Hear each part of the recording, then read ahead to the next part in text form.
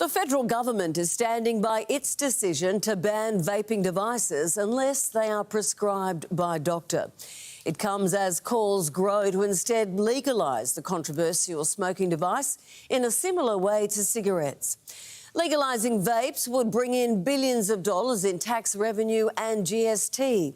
But medical experts warn that the health costs will be far greater. Convenience stores raided. Shipments stopped at the border.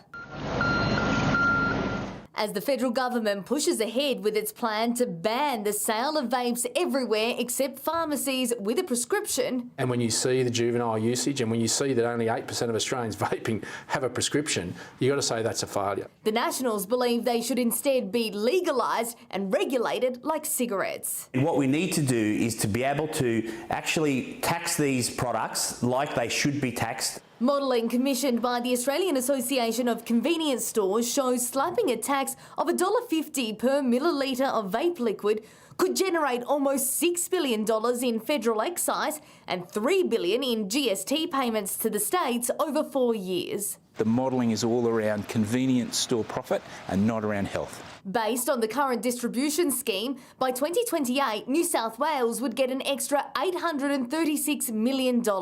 Queensland, $600 million. Redirecting money from organised crime into making sure that we have a stronger health system and an education system around the risks of these products. The Australian Medical Association argues it would cost state health departments far more in the long run to treat a new generation of nicotine addicts. There's hundreds of thousands of young Aussie kids are hooked on vapes.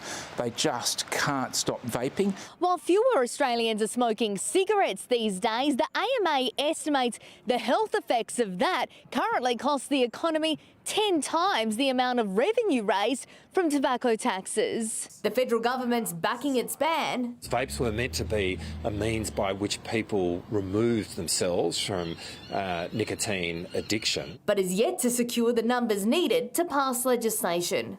Chloe Boris for 10 News First.